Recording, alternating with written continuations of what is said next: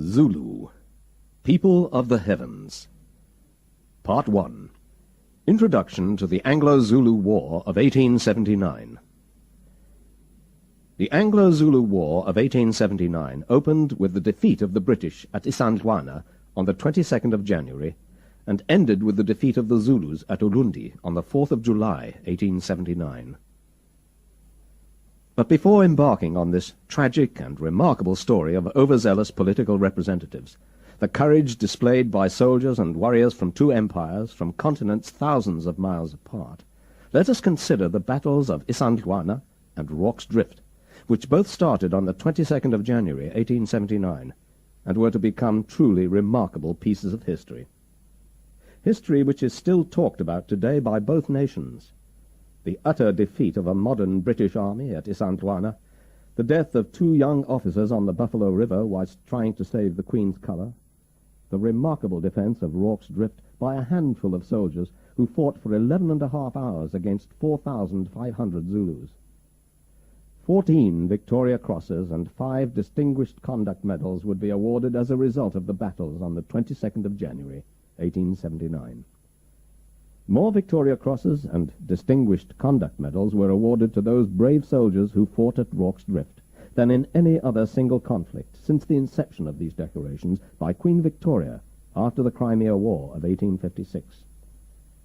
A modern British army would be besieged, the Prince Imperial of France killed, the Zulu nation defeated and their empire destroyed, the Zulu king captured, imprisoned, and later transported to England to meet and be hosted for tea by Queen Victoria, and admired by thousands of her subjects.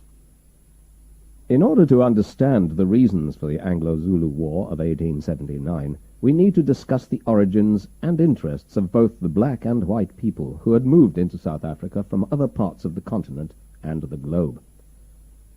In 1488, a Portuguese explorer, Bartholomew Dias, rounded the African Cape, landing a small party of sailors to replenish their exhausted water supplies. Curious Hottentots gathered to stare at these white men, only for one of them to be killed by a sailor's crossbow. The Hottentots promptly fled, and the die was probably cast for future mistrust between black and white in southern Africa. In 1497, a fellow countryman, Vasco da Gama, sailed up the east coast, further north than previously reached by Dias, and on Christmas Day discovered a beautifully green and lush coastline which he named Terra Natalis, later to become Natal. This coastline and interior were to remain unexplored until the mid-17th century, with only occasional landings taking place during the intervening period due to shipwrecks. Those who survived the shipwrecks, having made their way to the shore, were generally attacked and killed by black-skinned people. Those that did survive the attention of the black-skinned people, and managed to return to Portuguese villages along the coast, told tales, mostly exaggerated, that were to establish the fearsome reputation of the black Bantu people. These Portuguese villages were normally established on the sites of former Arab trading posts, and the Portuguese adopted the Arab word kafir for these black people, the word lacking in any of the derogatory connotations of modern times. In 1652, Jan van Riebeck of the chartered Dutch East India Company founded a replenishment station at the Cape of Good Hope, ousting the Portuguese, and the first Dutch settlers began arriving from Holland, followed by over 200 French Huguenot and German settlers. The Dutch, under King William V of Orange, formally took over the administration of the Cape in 1794. But the following year, William was defeated by the French at the beginning of the Napoleonic Wars, which opened the Cape Sea route to French warships. This caused considerable concern to Britain and the Royal Navy. Upon his defeat, William fled to Britain and set himself up in a government of exile, ceding the Cape to Britain in 1795 so that she could guard her sea routes to India. The Cape was handed back to the Dutch in 1802, when war-weary Britain agreed to peace in Europe at the Treaty of Amiens. But the Cape was again ceded to Britain in 1806, when the war with Napoleon restarted. The Cape finally became a formal British colony in 1814, when the Allies and French signed the Congress of Vienna, bringing peace in Europe. Between 1795 and 1806, development of the Cape had been slow, as the Cape changed hands on a regular basis. Those early settlers unhappy with British rule usually became farmers and began to spread further inland in search of better grazing and freedom from British administration. A number of French, German, and Dutch settlers were to become known as Vrijburgers, or freemen. They intermarried and adopted the name Boer, or Afrikaner. The word Boer described their predominantly agricultural way of life. This collection of settlers, traders, refugees, and farmers became a community and eventually formed a colony. These Boers shared land reasonably peacefully with the local black people, who were Bushmen, or sand people, and Hottentots. It was to be another 50 years before they came into physical contact with the black Bantu people living further north and east. Limited contact by the Boers was made with the Bushmen due to their impossible language of clicks and guttural sounds. Trade never developed, nor were they employed in any capacity.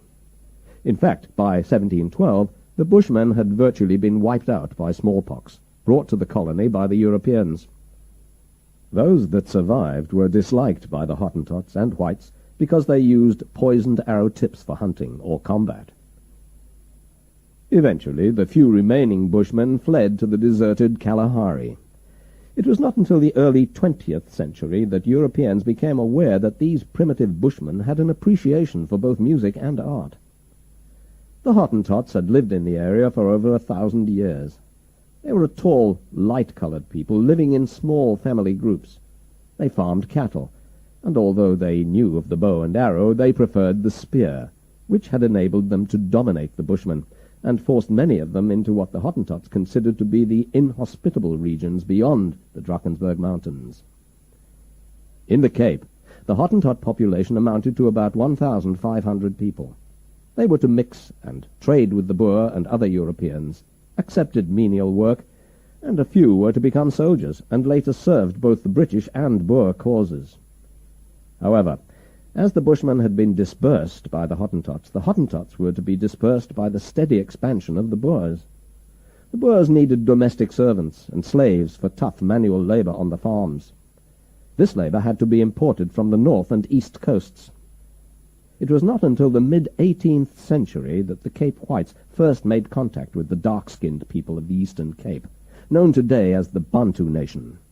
They were admired for their physical strength, clan and family system, and above all feared for their warlike reputation. During the 18th century, the Boers settled into their frugal existence as a widespread farming community of over 10,000 families, stretching up to 600 miles inland from Cape Town. They became a self-reliant community.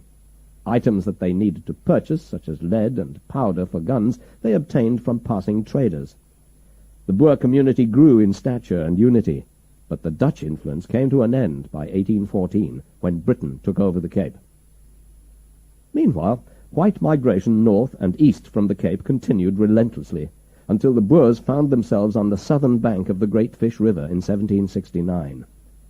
It was here that the Boer migration north came face to face with the migration south, which had started hundreds of years before, of the black Bantu people.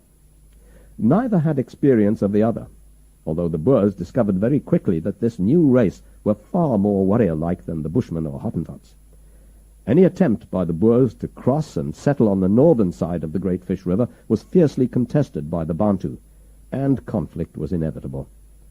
Even today, the origins of the Bantu are unknown, but research leads us to believe that they entered Africa from the Middle East as long ago as 8000 BC.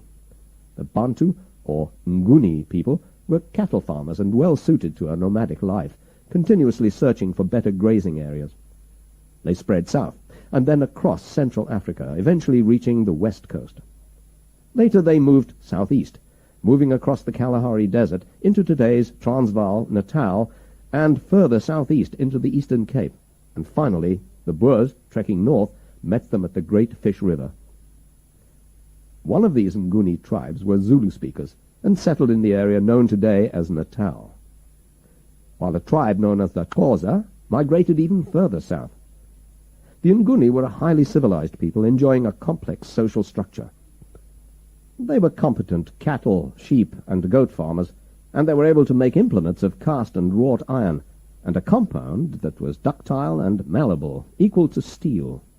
One of these items, the throwing spear, had ensured their superiority over the Bushmen and Hottentots, and, many years later, were the cause of many deaths amongst the whites.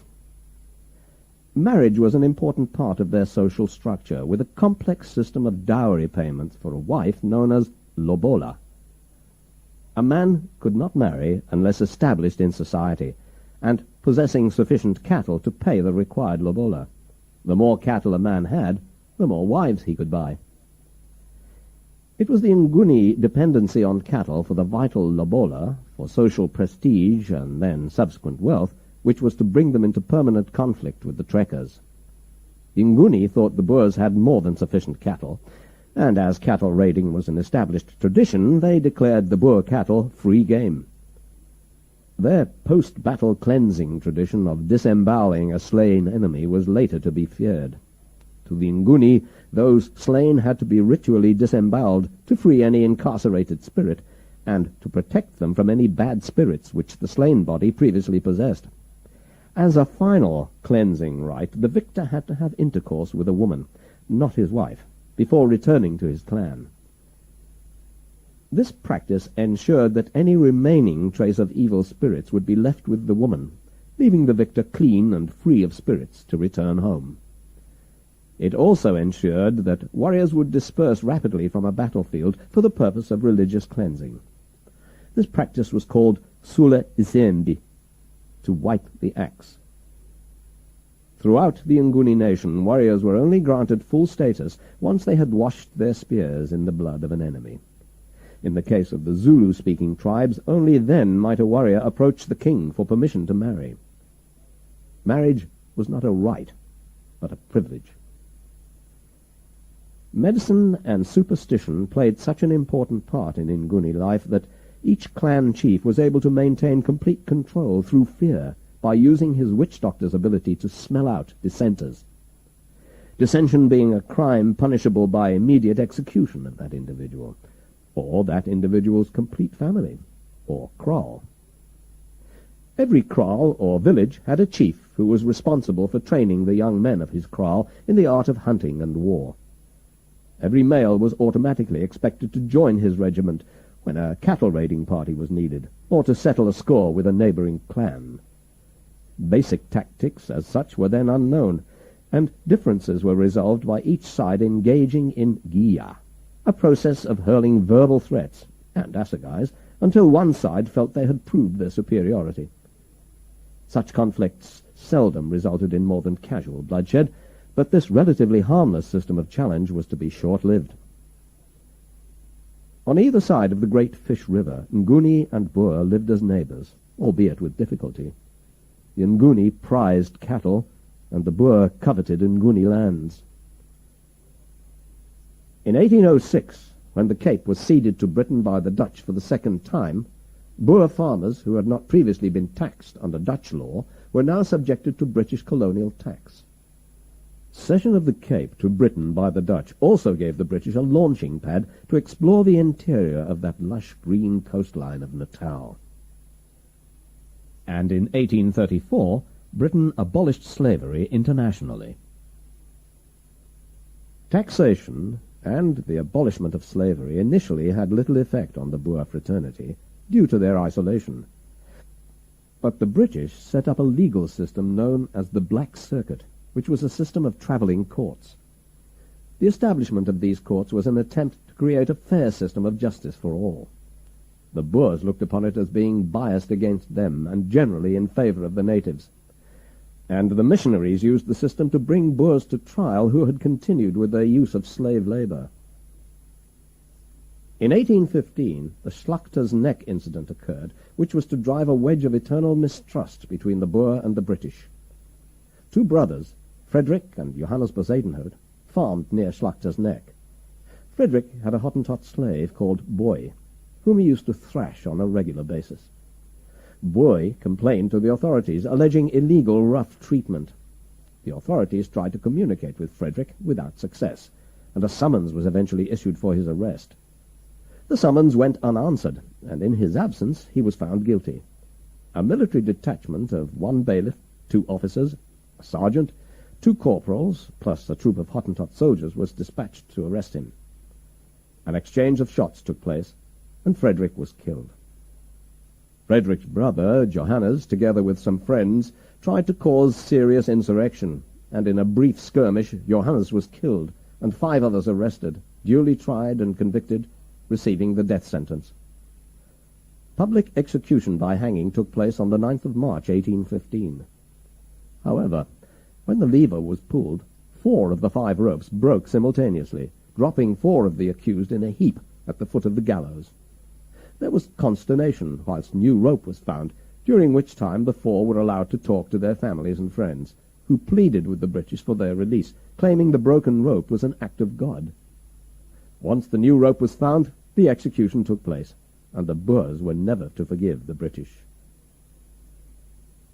The Boers were a hardy new breed with Puritan values, God-fearing, and with a belief in both the Old and New Testaments which led them to identify white with the term Christian.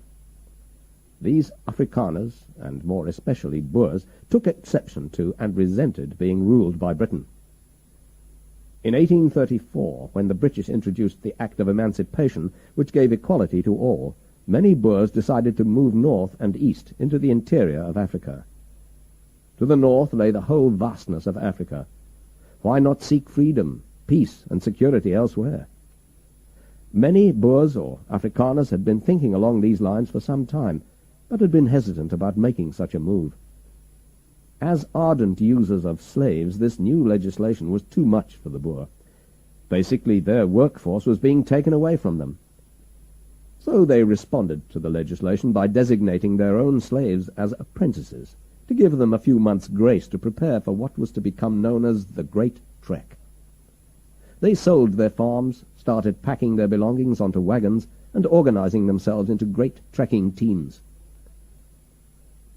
The purpose of the Great Trek was simply to establish their own Boer territory to be able to live totally independently of the British. As Anne Elizabeth Steenkamp wrote, "Wherefore we rather withdrew, in order thus to preserve our doctrine." The Great Trek took place over several years, and many were to perish at the hands of various Nguni tribes. As the trek progressed, 3 names came to the fore: Maritz, Uys, and Retief. Maritz and Uys struggled north, while Retief was to head east, crossing the Drakensberg Mountains into Natal. The Boers were a devoutly religious people, and were to think, as their trek progressed, that their departure from the Cape had been ordered by God. Piet Retief was highly respected by both the British and Boer. He was not only a wealthy farmer and politician, but an excellent military man. His eventual approval and participation in the trek made many other Boers follow. Although the Act of Emancipation had abolished slavery, owners of slaves were offered compensation, payable in London. But few Boers could afford or wanted to travel to London, and their distrust and dislike of the British increased. While preparing for the trek, Retief wrote in his diary, "We leave the fruitful land of our birth, in which we have suffered enormous losses and continual vexation, and are about to enter a strange and dangerous territory. We go relying on merciful God, whom we shall fear and humbly endeavour to obey." When Retief left his farm, he set off with 25 other families, servants, wagons, and thousands of cattle, and by the time he reached the Orange River, over 300 trekkers had joined them, with many others to follow, in the trail left by his wagons. On the 17th of April, 1837, his group joined an even larger column under the leadership of Gert Maritz. At a trekker meeting, Retief was elected overall leader, giving him command of nearly 5,000 trekkers, over 1,000 wagons, and a huge herd of cattle. These trekkers were controlled by a system of field commanders, and orders were issued to all that native servants were to be treated properly, and game was only to be shot for food. Retief's attitude to native chiefs, whose territory they passed through, was one of friendship. His scouts indicated that a hostile tribe of Nguni to the north, called the Matabele, an offshoot of the Zulu, were likely to cause trouble. But those scouting to the east of the Drakensberg Mountains reported the area uninhabited. The Nguni, or Zulu tribe, in the 17th century probably amounted to no more than 4,000 to 5,000 people, and fell under the chieftainship of Jobi, who had a number of sons, including Godongwana and Utana, who were overeager to assume the mantle of chief. Jobi dispatched warriors to kill his 2 sons, but Godongwana, although severely wounded, escaped, and took refuge with the Hlube clan, close to the Drakensberg Mountains, whilst Utana died suddenly of a mysterious illness. Godongwana changed his name to Dingiswayo, meaning the Wanderer, to avoid detection by his father. When Jobi died, Dingiswayo returned home to find another brother, Mtetwa, on the throne. In his travels, Dingiswayo had obtained a rifle and horse, both of which were unknown to Mtetwa, who then fled, leaving the throne to Dingiswayo in 1809. Dingiswayo immediately set about training his small Mtetwa clan of about 400 warriors in the art of combat. Gradually, he absorbed a number of the surrounding tribes. He was particularly astute, and replaced recalcitrant chiefs with his own kind. An insignificant clan of about 200 people lived near the coast on the bank of the White Umfolozi River. The chief, Mandalela, had a son, Zulu, who eventually succeeded him, and under his chieftaincy the small clan thrived. Zulu was followed by 2 brothers, Mageba and Punga, who then gave way to Senzangakoma, which was at about the time the Xhosa tribe first came into conflict with the Boers at the Great Fish River. It was during Senzangakoma's reign that they adopted the name Zulu for his clan, meaning people of the heavens. Although Senzangakoma had many wives, he had a secret relationship with a neighboring chieftain's daughter called Nandi, who bore him a son. When Senzangakoma learnt that Nandi was pregnant, he referred to the lump in her stomach as Shaka, meaning a common intestinal beetle. Because Nandi was of the Ilangeni tribe and not a Zulu, marriage was impossible, and she was banished from her tribe. But neither Nandi nor Shaka were accepted by Senzangakoma's family, and they were eventually evicted and returned to the Ilangeni tribe, who made their lives even worse, finally banishing them from that tribe altogether. Nandi fled to the Kwabe clan, where she was taken in by a chieftain called Gendayana, under whose guidance Shaka developed his skills as a warrior. Shaka's reputation flourished, and legend has it that he was a brilliant and fearless hunter, and had great prowess with the spear. At the age of 24, Shaka was taken into Dingiswayo's private regiment, called the Isikwa, the Bushmen, and during the next 5 years studied the king's strategy of control over other tribes by the use of brutal and aggressive tactics. Shaka rose quickly through the ranks and eventually commanded the Isikwa, and it was during this time that he taught the warriors the method of close combat fighting, for which he became famous. Sandals were banned, throwing spears replaced with short, sharp, flat-bladed stabbing spears. Shields were made smaller so that they could be used in close combat. The smaller shield could be hooked under that of the opponent, and when twisted sideways revealed the opponent's body, making it vulnerable to the thrust of the stabbing spear. After Senzangakona's death in 1816, Dingiswayo repaid Shaka for his loyalty and ability by manipulating his position to the Zulu throne. So was to start 63 years of total Zulu dominance over other Nguni tribes in southern Africa, and 12 years of Shaka's reign as king of the Zulu nation, and the empire he was to build. Almost immediately, Shaka executed dissenters and warriors who did not achieve the high standards he required. He perfected many of the tactics he had learnt during his years of command of the Isikwa, and developed the technique of the horns of the buffalo, the much-feared encircling tactic used in battle. Initially, Shaka's force was no more than about 300 warriors, but each was highly competent. During the next 2 years, his force grew to about 2,000 and steadily increased, while other Nguni tribes engaged in totally destructive warfare against each other. 3 Nguni chiefs, Zwide, Matiwane, and Mtimkulu, were principally responsible for the destruction of many Nguni tribes, as far afield as the Drakensberg Mountains. The havoc they caused eventually forced Dingiswayo to lead an army to restore order, but Dingiswayo was captured by one of Zwede's patrols and beheaded. Shaka, distraught by Dingiswayo's murder, was forced into conflict with Zwide. Through tactical brilliance and a series of decoys, he savaged Zwede's army, although substantially outnumbered. By 1818, Shaka ruled unchallenged as king of the Zulus, and his army of 20,000 warriors ruled land which extended from the Indian Ocean in the east to the Drakensberg in the west, and from the Pongola River in the north to the Tugela River in the south. By 1822, the Zulu Empire under Shaka extended still further to the Kalahari, north to Lake Malawi, and south to the Northern Cape. It was in 1824 that Shaka learned that a handful of white men were living at Port Natal, and he sent them an invitation to visit his kraal at Bulawayo under the protection of an escort. Bulawayo was about 45 miles north of modern-day Shawi. The white party consisted of Lieutenant Farewell, Henry Finn, Captains Davis, Peterson, Ogle, and Powell. This group of British citizens arrived at Shaka's kraal in July 1824. They were amazed at the size of the royal kraal, which measured 3 miles in circumference, and housed the royal huts, the royal cattle kraal, containing 7,000 pure white cattle, and 2,000 domestic huts. The party was greeted by Shaka, who was protected by 10,000 of his best warriors. After various celebrations, Farewell and Finn were personally greeted by Shaka, and they used the occasion to request various trading rights for the Farewell Trading Company.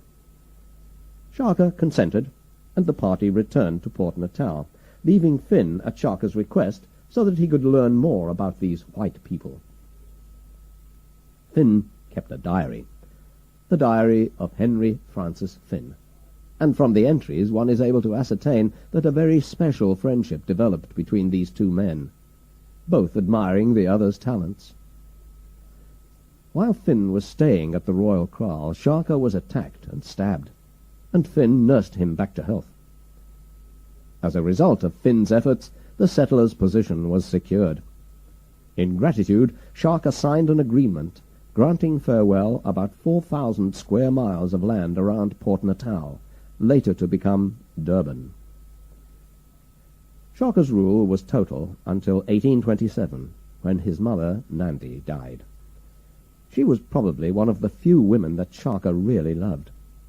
His grief was so intense that he required every Zulu to experience his loss. At a gathering of some 20,000 Zulus within his kraal, enforced wailing and summary executions commenced, and continued for over a day. After which, some say over 1,000, others say over 7,000 of the gathering lay dead. Shaka then decreed in honor of Nandi's death that during the next 12 months no crops be grown, no children conceived, or milk drunk. Anybody caught disobeying this decree would be executed. This caused immense hardship for the Zulu nation, and although the decree only lasted 3 months, the damage was done, and within the year Shaka was stabbed to death by his half-brothers, Dingaan and Mhlangana. Dingaan now became king, and he reduced the size of the Zulu army, and the policy of random butchery ceased, although those thought to be villains or renegades were summarily executed.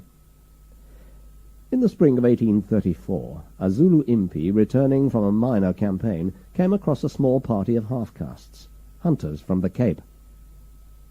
The hunters, thinking they were about to be attacked by the impi, fired several shots, and within minutes were annihilated by the Zulu impi for their mistake. News trickled back to Durban, and the settlers retaliated, mounting a small expedition which ambushed the impi, killing a score of them. The settlers returned to Durban expecting a major Zulu attack, but nothing occurred. Meantime, Piet Retief and his trekkers were making their way across the Drakensberg Mountains, heading for Durban. Retief knew the reputation of the inhabitants to his east, the powerful Zulu nation, but was confident that he would be able to negotiate land rights for his people. In early October 1837, Retief arrived at the small white settlement of Durban with 15 members of his advance party. The British settlers greeted him and encouraged him in his trek north to see Dingaan. They were quick to realize that any settlement north would afford them security against marauding Zulus. Retief wrote a warm and friendly letter to Dingaan, in which he expressed his wish to discuss the possibility of a peaceful Boer settlement in the vicinity of the Drakensberg Mountains. Retief was aware that an English missionary, Francis Owen, lived at the King's Kraal, and would translate his letter. The land through which Retief had travelled appeared ideal for a settlement, being totally devoid of human population.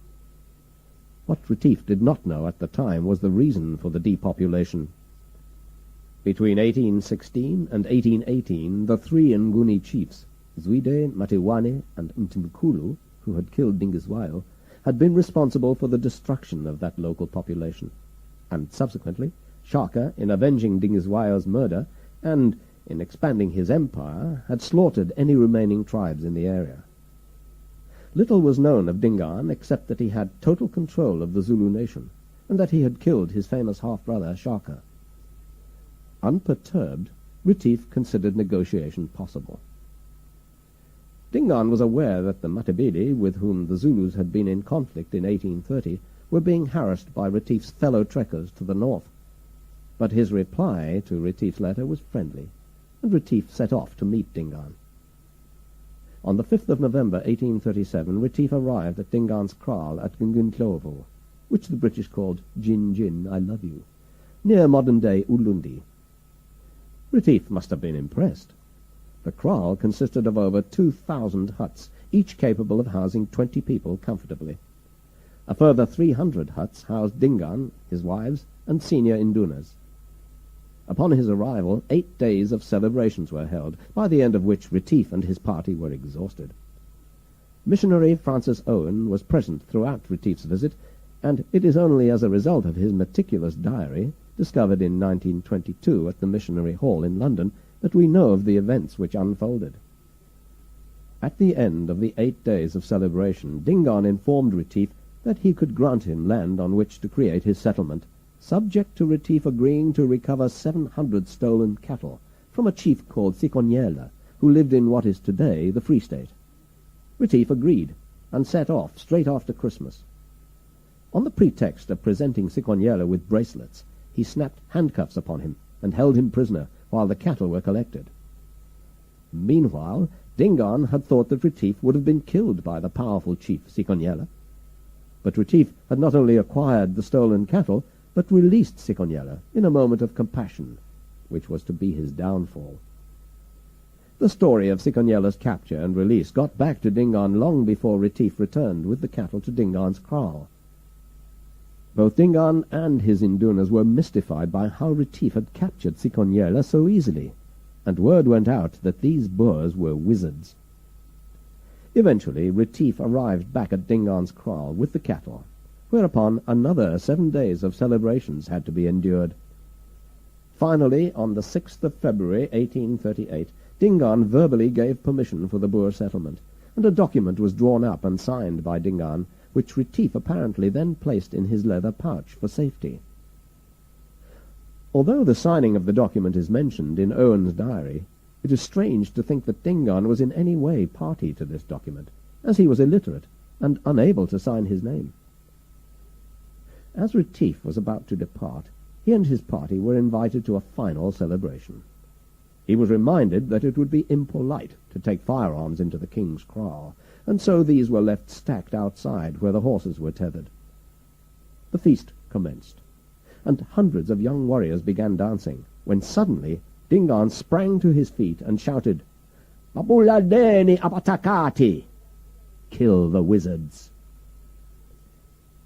The unsuspecting Boers were promptly seized, bound hand and foot with leather thongs, and dragged to the hill of execution, whereupon each had his arms and legs broken with knobkerries, before being impaled on large, sharpened poles driven into their rectums. Retief was made to watch the tortures and death, including that of his 12-year-old son, before he too was executed.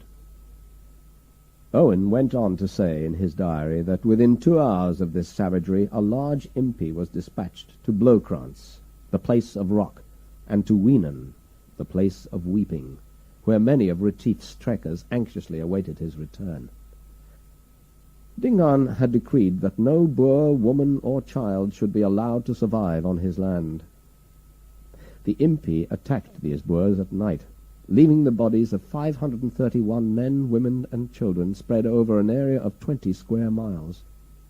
Only a handful of Retief's trekkers managed to clamber back over the Drakensberg mountains to relate the horror that had taken place. During the slaughter, the Zulu captured about 10,000 head of cattle, which were driven back to Dingaan's kraal. Following the death of Retief and slaughter of so many of his trekkers, vengeance was inevitable. And so enters Andries Pretorius into our story. Born in 1798, Andries Pretorius was an impressive man. Physically, he was tall and powerfully built. His physique was matched by intelligence, practical ability, common sense, and a kindly nature. He had become a successful farmer through hard work, shrewdness, and sound judgment. As a young man, he had gained military experience fighting against the Xhosa, and during that period gained many friends.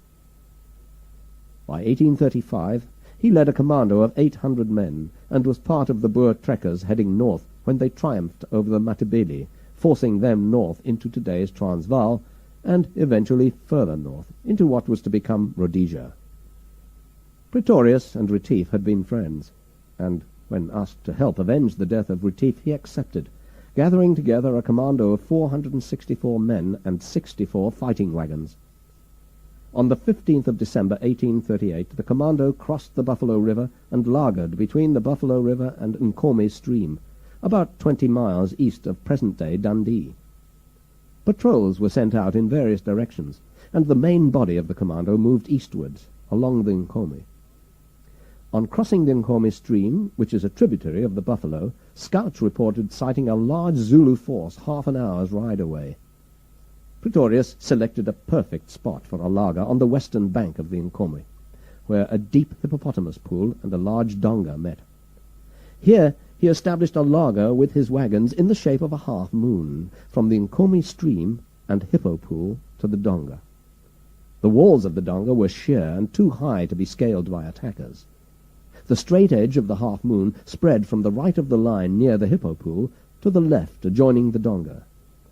The laager was therefore protected on two sides by natural features. The 64 wagons were firmly lashed together with specially constructed battle gates joining each of the wagons. All the horses and oxen were herded into the laager. That night, the 15th of December 1838, Sarel Sillier, an unordained priest, delivered an important message to the trekkers whilst standing upon a gun carriage. This was to the effect that if God were with them and protected them, and would deliver the enemy into their hands so that they triumphed, they promised to observe that day and date as an anniversary ever after, a day of thanksgiving like the Sabbath, in his honor, and to build a church in which to worship him as soon as this should be possible. 2 hours before dawn on the 16th of December, all the trekkers were at their posts. A veil of mist lifted, and a perfect day broke. So perfect that the trekkers believed that God had already partly answered their prayers. As dawn broke, everybody stared in astonishment at the Zulu army seated upon their shields in their thousands, creating a black shadow against the green grass. The front rank of the Zulu army sat about 40 paces away from the half-moon of the wagons, and regiment upon regiment could be seen behind the front ranks, sitting and awaiting the order to attack. It was an awesome yet majestic and colourful sight. Thousands of shields grouped according to their regimental colours, and the warriors themselves in full battle dress. Pretorius decided that an immediate attack might unsettle the Zulus, as well as encourage his commandos, and he gave the arranged signal to fire. The morning shook as a roar of gunfire blasted into the Zulu warriors.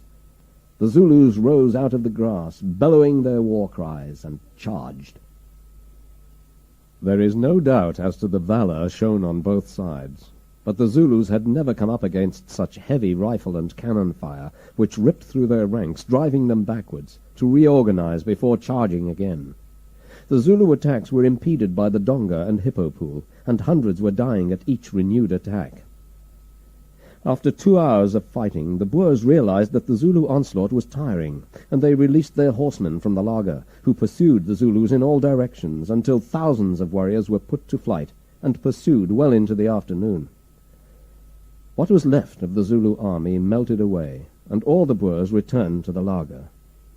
The Boers had not lost a single man, and only 3 were wounded. Conversely, about 3,000 Zulus lay dead in the vicinity of the laager. The waters of Inkome's stream flowed red with Zulu blood, thereafter to be called Blood River.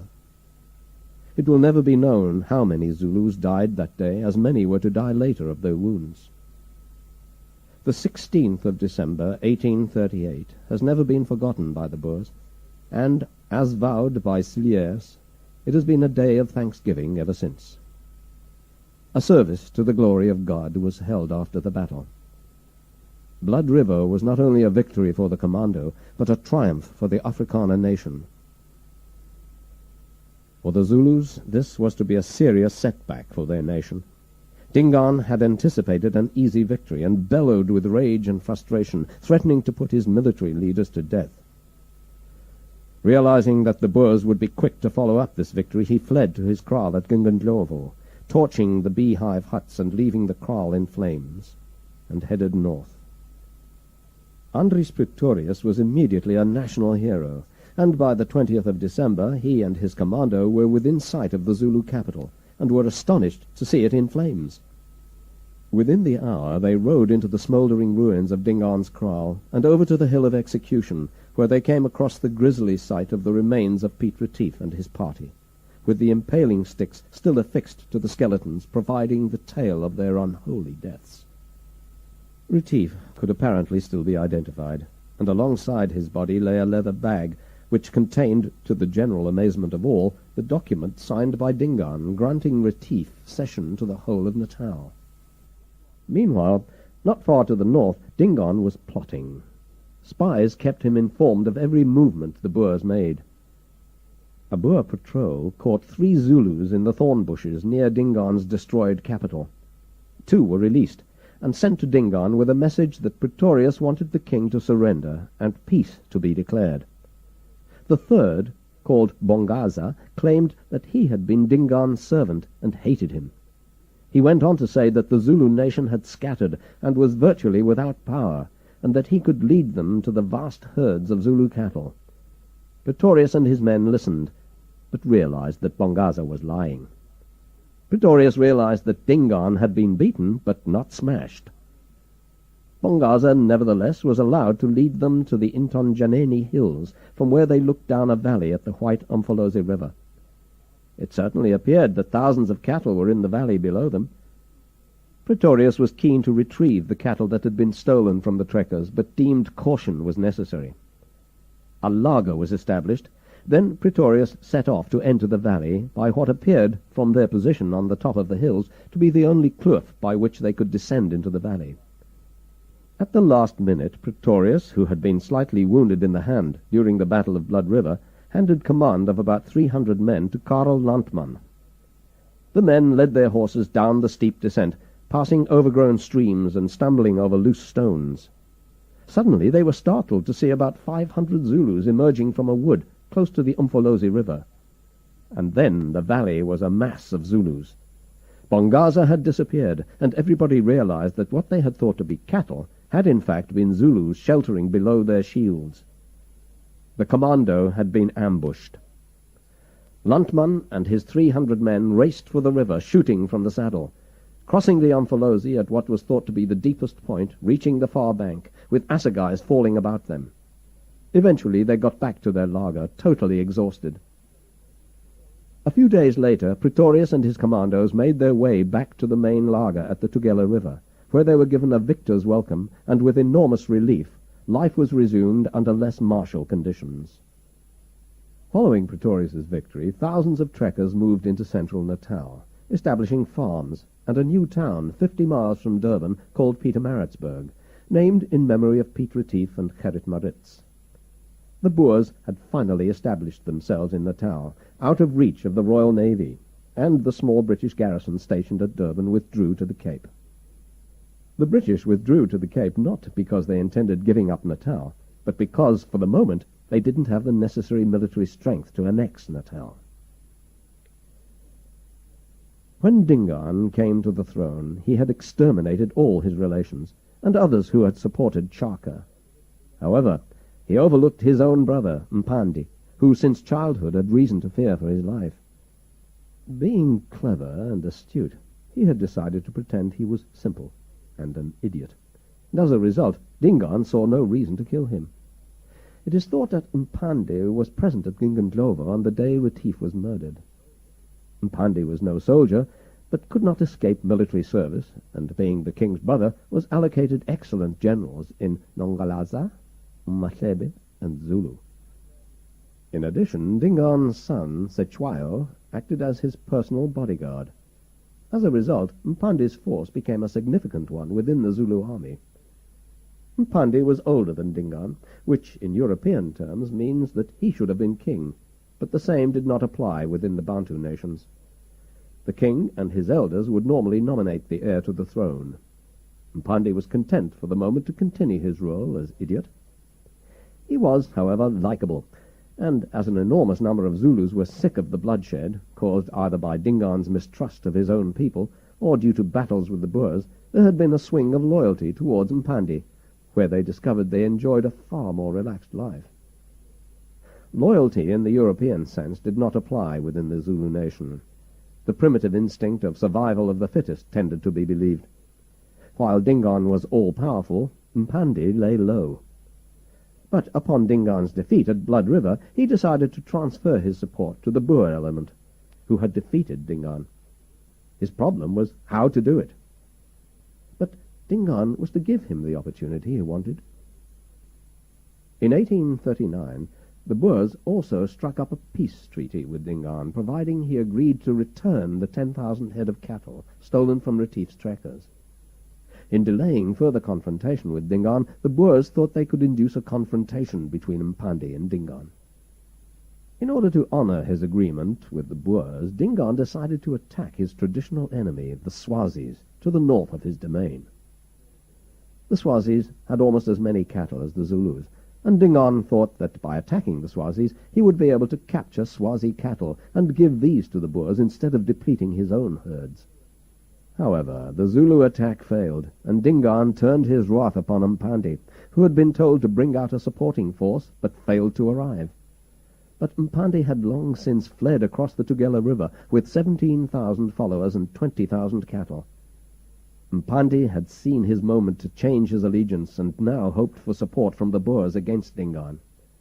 The Boers realized that effectively a civil war had started within the Zulu nation, supported Mpandi, and allowed him to remain south of the Tugela, in the region known today as the Tugela Ferry, assuring him of their support, providing he remained loyal to them. Whatever dangers threatened Dingaan, Mpandi's treachery was worse. The Boers were now looking for an excuse to destroy Dingaan. On the 4th of January 1840, Andries Pretorius was instructed to collect the 10,000 head of cattle owed by Dingaan and set forth with a commando. Mpandi was ordered to help and to take his warriors north along the coast, while the Boer force headed directly for Dingaan's kraal. Dingaan realized his time was up and fled towards Swaziland. In so doing, he collided with Mpandi's force, and a violent battle resulted on the 29th of January 1840, which Mpandi won. Once again, Dingaan fled north towards the Pongola River, where he was finally murdered by his own Indunas. On hearing of Mpandi's victory, Pretorius withdrew to the Black Umfolozi River, and a few days later Mpandi arrived at Pretorius's Lager, where he was due to be crowned king of the Zulus. On the 14th of February, Pretorius issued a proclamation annexing all the land between the Tugela and the Black Umfolozi up to the Drakensberg. The land was claimed as compensation from Mpandi, the new Zulu king, for the support they had given him against Dingaan. The news of Dingaan's death spread quickly, and many tribes who had been displaced by Shaka and Dingaan began returning to their homelands, only to discover that the Boers were settling on what had been their traditional land. The Boers immediately decreed that these trekking, homeless Nguni be rounded up and moved into specific native homelands well away from the Boer new settlements and farms. Towards the end of 1841, the British in the Cape heard of the Boer plan. They forbade this action and promptly re-seized Durban. For the next 6 months, turmoil reigned in Natal. Skirmishes occurred between a small British garrison that had returned to Durban and the Boer settlers. But by 1845, Britain annexed the whole of Natal into the Cape Colony, including the territory held by the Boers. The Boers had overreached themselves by provoking the British, and lost sovereignty over the land that they had won at great cost to themselves. Settlers now started arriving at Durban from Britain, and the dredging and channeling of the Durban harbour took place, which resulted in a massive expansion of the town. The Zulus, under their new king, Mpandi, had withdrawn to the northern side of the Tugela and Buffalo rivers. Mpandi's rule over the Zulu nation was comparatively peaceful for over 30 years. However, Mpandi's sons, Cetshwayo and Umbalazi, were to contest the throne. Cetshwayo was a traditionalist and craved for the regal days of his grandfather, Shaka. Umbalazi was more intellectually inclined, and conflict between them was inevitable.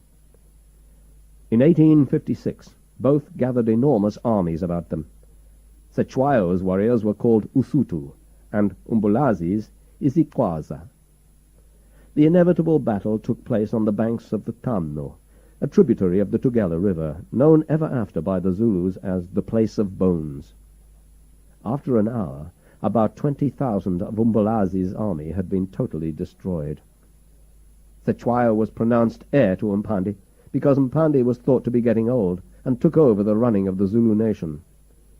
Cetshwayo realized there was tension between the British in Natal and the Boers in the Transvaal, and knew that he was in a position of strength.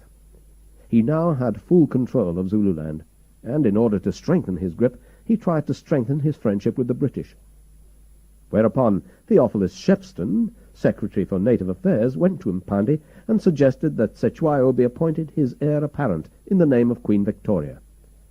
Mpandi agreed on behalf of the Zulu nation, and Cetshwayo's future was secured, although he realized that his position depended to a degree upon British support. Theophilus Shepstone was a cunning, underhanded fellow. As the author Philip Gonne described him in his book, Road to Isanjuana, a hard, unfeeling man who, had he been a Roman emperor, would never have hesitated to commit any kind of cruelty in the coolest manner, if, by so doing, he gained his end. He was a man who needed to be admired, praised, and trusted. As Secretary for Native Affairs, he had made himself out to be God to the natives in Natal, and gained the trust of Cetshwayo, the Zulu king.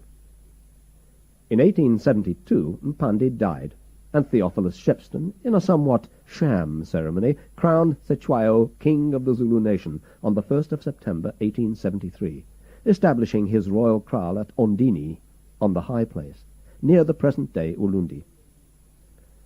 By the early 1870s, Zululand was being surrounded by the expansion of Europeans moving deeper into Africa.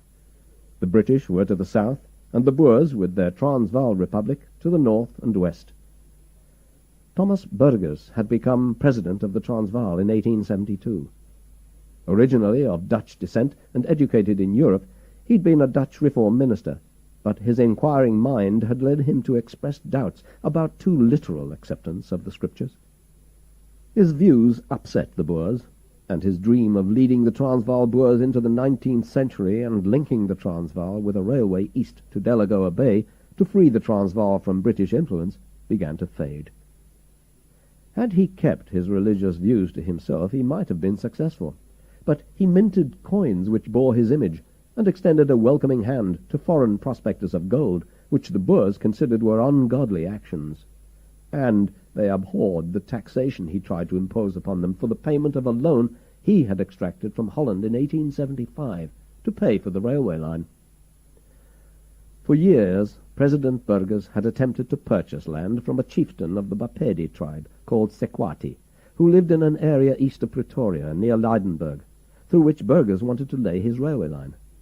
When Sekwati died, Sekhukhune became chief of the Bapedi. At first, he appeared to befriend his white neighbors, but then missionaries moved into the area and his attitude changed. Burgers was unpopular. The Transvaal was nearly bankrupt, and his political opponents, led by Paul Kruger, had grown in strength. President Burgers suddenly announced that he intended sending a large commando against Sekhukhune and his Bapedi tribe. He thought a move against the natives would impress his opponents and would gain their support. But Burger failed to get the support he wanted from his opposition. Eventually, through conscription and the support of Swazi warriors, who had been enemies of the Bapedi for years, a strong commando assaulted Sekhukhune's brother's stronghold, killing him and stealing the cattle. However, when a second assault was led against Sekhukhune's own stronghold, it failed, and the commandos split up and went home. The report of these conflicts arrived in the Cape when Parliament was debating the colony's defensive capabilities. Troops were needed in the Eastern Cape. Rumours were that the Soto, Tembi, and Xhosas intended rising against the settlers and each other. President Burgers was accused of igniting a flame that would unite the entire black population against the whites, and the Zulus would now have reason to confront the Transvaal Boers. The general opinion in the Cape and Natal was that a new government was needed in the Transvaal, and that a strong government could only come about from confederation under British rule. In 1873, when Cetshwayo was crowned, he introduced a series of reforms aimed at revamping not only the Zulu army, but also many other traditions that had existed during Shaka's reign. These included the ritual washing of the spear in an enemy's blood prior to being allowed the privilege of marriage. These developments alarmed the white settlers, who thought Cetshwayo was preparing for war. By 1875, he was also determined to settle a dispute over land which the Boer Republic of the Transvaal were attempting to annex. The Boers claimed that 50 square miles of land to the north near Utrecht had been ceded by Mpande to them. For years Mpande contested this, and Cetshwayo was determined to have the matter settled, and he called upon the British to help resolve the issue. The British were, at this stage, attempting to play a double political hand. In 1876, while Theophilus Shepstone was visiting Britain, attending a conference on Confederation, he was handed a royal charter on the 23rd of September, allowing him to annex the Transvaal, providing he had support from the locals, the majority of whom at that stage were British citizens seeking their fortunes in gold. Shepstone rapidly returned to South Africa and marched to Pretoria, and on the 12th of April 1877 annexed the Transvaal into the British Empire, much to the anger of many Boers, especially those trekkers who had trekked so far in order to get away from the British. In 1874, Benjamin Disraeli, the British Prime Minister, instructed his Secretary for Foreign Affairs, Lord Carnarvon, to determine what should happen to South Africa. In the development of the empire, the colonies had become an administrative headache and a drain on the exchequer. Imperial troops were constantly required to defend these colonies against their neighbours. Carnarvon had introduced Confederation into Canada in 1869, a system of self-government and self-financing in which all groups, white and black, would be governed by a single British authority. The system had worked well. He decided the same system was appropriate for South Africa, and sent James Froude, a professor at Oxford University, to discuss and introduce the idea with the authorities in the Cape, Eastern Cape, Natal, and Transvaal Republic.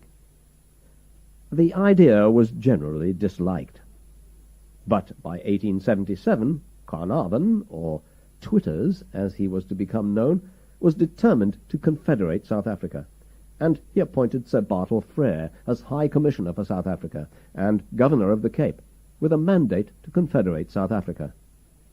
Carnarvon's policy might have been the right one for South Africa, but the problems that existed within the various regions were complex and different. In his enthusiasm to succeed, he was to grant too much power to those he involved in his scheme. During Shepstone's visit to England, he had been knighted by Queen Victoria, and having annexed the Transvaal, he expected, as the Queen's representative, to be accepted and admired by the Boers. Instead, he was ignored, while the Boers considered their options. In Shepston's mind, the annexation was not a political conspiracy, but an act of deliverance for the bankrupt Boer Republic. But Shepston had no financial background, nor experience of governing whites, and certainly no experience of the Boers. In order to try and gain popularity, Shepston changed his hat and sided with the Boers' claim to the disputed territory. Meantime, Cetshwayo had expected Shepston to promote Zulu interests on becoming ruler of the Transvaal. They had, after all, been allies against the Boers. He'd even offered Shepston the support of 40,000 Zulu warriors to help him achieve annexation. Instead, Shepston ordered him to remove any warriors situated in or in the vicinity of the disputed territory, allowing the Boer farmers that already occupied it to remain. The Transvaal, Natal, and Zululand were suffering from a severe drought. The disputed territory was good cattle grazing ground. Ownership of this land was now important to the Zulus. Although Cetshwayo took a few days to realize that Shepston's loyalties had changed, he dispatched 2,000 warriors to establish a kraal near the new Boer settlement of Luneburg. Shepston was furious and ordered the deployment of 300 soldiers to Utrecht. He'd hoped that he would be able to prove to the Boers his authority over the natives. Now he realized that not only was he hated in the Transvaal, but he had lost face with the Zulu monarch. Theophilus Shepston now concluded that his only option was to destroy the Zulu nation. Shepston's rage and Cetshwayo's anger at having been double-crossed by Shepston, together with the effects of the drought, led certain businessmen in Natal to believe that war with the Zulus was inevitable. Many settlers who had become afraid of Cetshwayo's reforms of his army and suffered from the drought thought that at least money could be made supplying essential contingencies of war to British troops. Sir Bartle Frere arrived in the Cape on the 31st of March 1877 on board the Balmoral Castle. As the gangway was lowered, a tall, grey-haired man descended, dressed in uniform, displaying the Order of the Bath and Star of India. He'd had a successful career in India, and had been appointed to the Viceroy's Council, and made Governor of Bombay. Although his appearance was one of gentleness, he had a will of iron, and was determined to fulfill his task of confederation. It was into this complex political arena that Frere now found himself. In fact, it was only 3 weeks after his arrival that Shepston annexed the Transvaal. In December 1877, in a meeting with Frere, Sir Henry Boer, Governor of Natal, suggested that he might be able to diffuse the rift between the Zulu king and Theophilus Shepston by setting up an independent boundary commission to determine rightful ownership of the disputed territory. Frere, anxious to see calm restored, agreed, stating that he would have the final word in his capacity as High Commissioner. So did Theophilus Shepston, although reluctantly. The Transvaal Boers, convinced that the Commission's finding would be in their favour now that Shepston was on their side, also agreed. And Cetshwayo agreed, trusting Boer. The Commission consisted of 3 men: the Attorney-General of Natal, Michael Galway, John Shepston, Theophilus's younger brother, and Lieutenant Colonel Anthony Durnford, a Royal Engineer, who had been attached to the Natal government since 1872. The Commission sat at a Lutheran mission station at Rorke's Drift on the bank of the Buffalo River for 5 weeks, and began taking evidence in March. The final draft was completed by the end of June and submitted to Frere.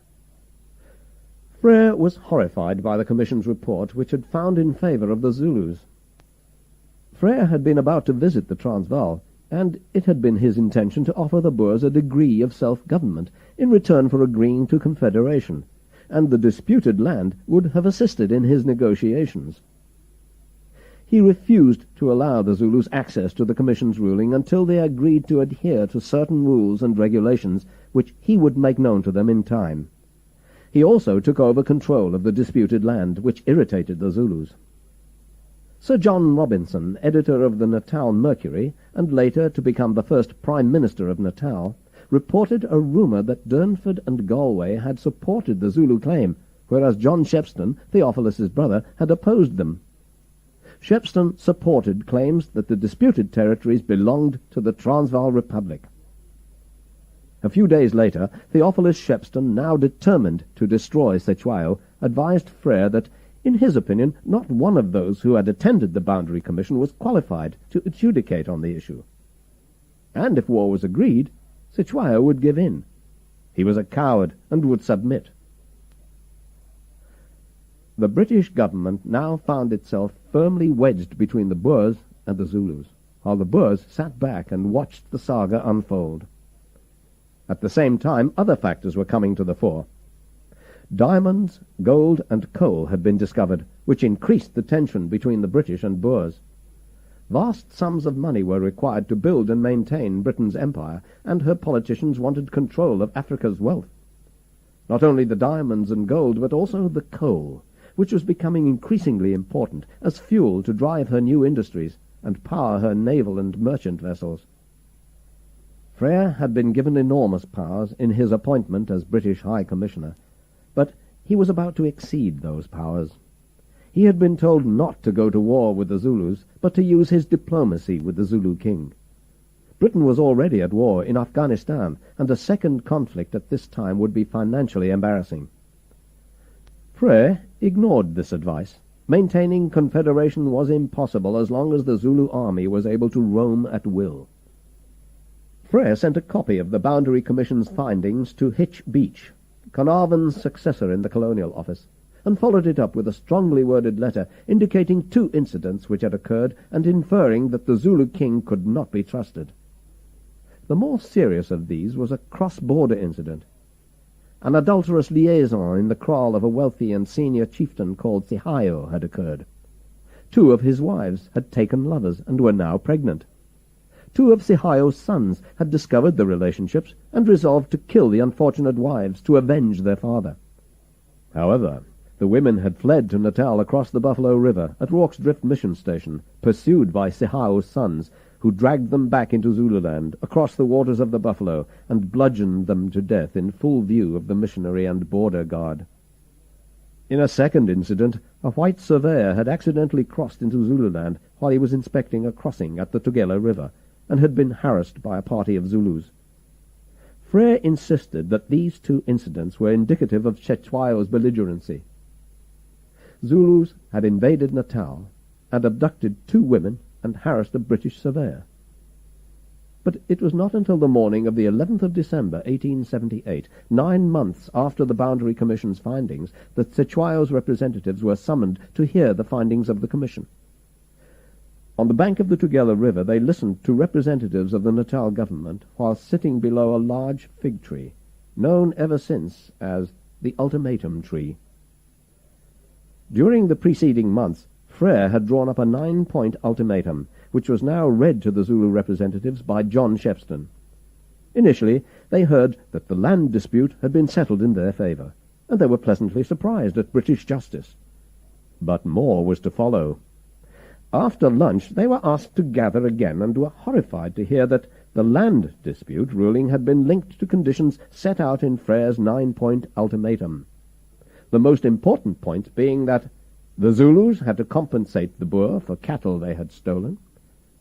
The 2 men responsible for beating to death 2 women in front of the missionary at Rorke's Drift had to be handed over to the colonial authorities, and, most importantly, the king had to agree to disband his army within 30 days of the 11th of December, 1878, failing which, Lieutenant General Lord Chelmsford, the officer commanding Her Majesty's forces in South Africa, would be ordered to invade Zululand for the sole purpose of disbanding the Zulu army.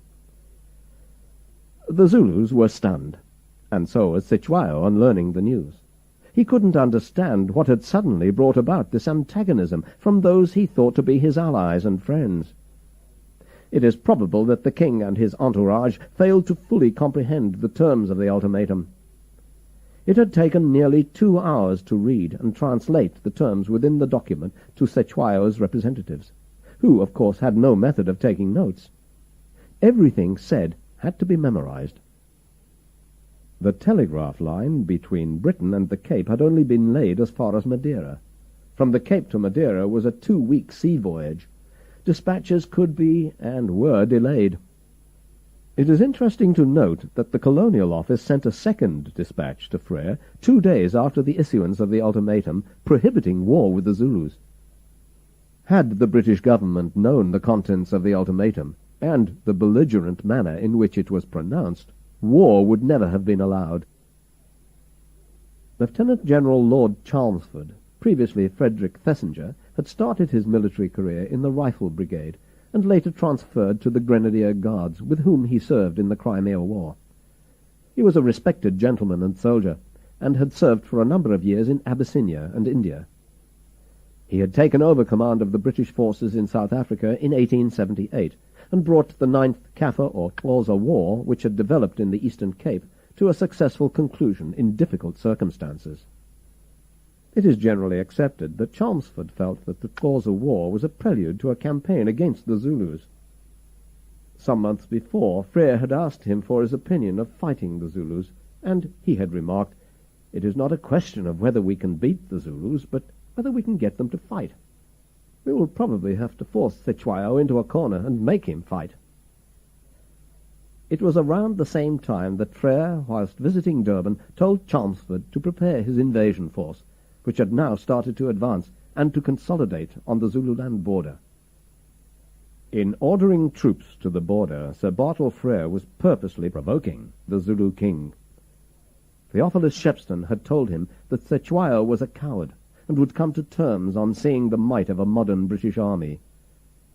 But it was impossible for Cetshwayo to disband his army. Even if he'd wanted to, his chiefs would never have agreed, and the whole structure of the Zulu nation was built upon military formats. War was inevitable. Acknowledgements. I have read a great deal about the Anglo-Zulu War of 1879, and would like in particular to acknowledge the following authors: Shaka Zulu by E. R. Ritter, The Washing of the Spears by Donald Morris, The Zulu War by Alan Lloyd, Outlanders by C. E. Vuliami, Blood on the Painted Mountain by Ron Locke, The Red Soldier by Frank Emery, The Road to Isandlwana by Philip Gonn, and The Anglo-Zulu War Historical Society, Adrian Greaves.